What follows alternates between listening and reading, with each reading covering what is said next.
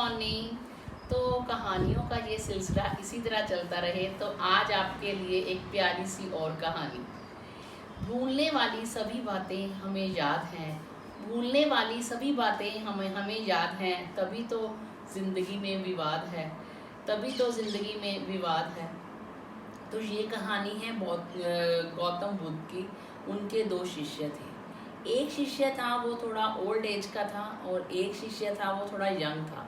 जो यंग था उसको मठ पर आए कुछ ही समय हुआ था, तो उसको अभी सारे रूल्स ये सारी चीज़ें वहाँ की इतनी पता नहीं थी। जो बड़े वाला शिष्य था वो बहुत ही समझदार था और उसको वहाँ आए काफ़ी समय हो गया था। उस मठ का ये रूल था कि उन्होंने जाकर भिक्षा मांगकर ही खाना होता था। तो एक दिन दोनों सुबह भिक्षा मांगने चले गए। तो जैसे ही वो गए तो हल्की फुल्की बारिश शुरू हो चुकी थी। जब वो वापस आने लगे तो उसके रास्ते में एक नदी आई थी, उन्होंने वो पार करनी थी। लेकिन जैसे ही वो नदी पार करने लगे वहाँ एक राजकुमारी जो एक अप्सरा जैसी थी वहाँ खड़ी और मदद के लिए उनसे मदद मांगने लगी। लेकिन इस मठ में एक उन्होंने शपथ ले रखी थी कि किसी भी स्त्री को वो छू नहीं सकते और उनसे बात भी नहीं कर सकते। तो उस स्त्री ने कहा कि अगर मैं इस जगह को ना पार कर पाऊंगी तो मैं यहाँ पे अकेली रह जाऊंगी और जंगली जीव का शिकार हो जाऊंगी। और उस वहाँ पर पत्थर भी इतने फिसलनदार थे कि वो किसी भी तरीके से नदी पार नहीं कर पा रही थी। उसने बहुत कोशिश की लेकिन वो नहीं कर पा रही थी। तो जो बड़े वाला शिष्य था वो काफ़ी दूर दूर उससे जा रहा था और आंखें भी नहीं मिला रहा था।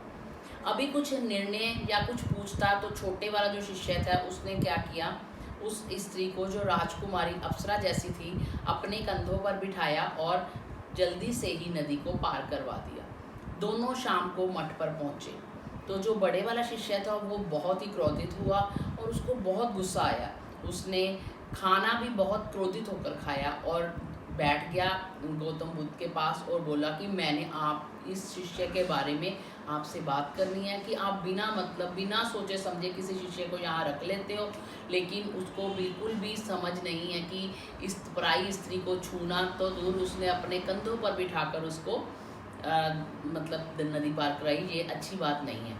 तो गौतम बुद्ध मन ही मन बहुत मुस्कुराए और बोलते कोई बात नहीं, मैं उसको बुलाता हूँ।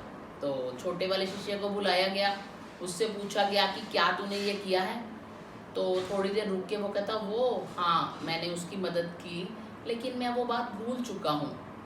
तो इस पर जो गौतम बुद्ध थे बड़े वाले शिष्य को कहते इसकी तरफ देखो, चाहे उसको आए काफ़ी समय कम हुआ है लेकिन अगर कोई इंसान किसी भी तरह की मुसीबत में है तो हम उसको उसकी मुसीबत से निकालना चाहिए और हमें वो वाली बातें जो हमें हमारी ज़िंदगी में मायने नहीं रखती उसको भुला देना चाहिए।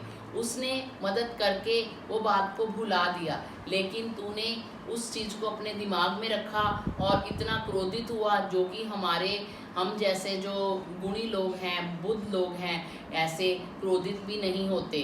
तो इस कहानी से हमें ये शिक्षा मिलती है कि हमें जो पुरानी बातें होती हैं जो हमारे फ़ायदे की नहीं होती हैं हमें उसको भूल जाना चाहिए और ज़िंदगी में आगे बढ़ना चाहिए और अधिक से अधिक सबकी मदद करनी चाहिए। हमेशा ज़िंदगी में खुश रहो, खुशियाँ बांटो। धन्यवाद।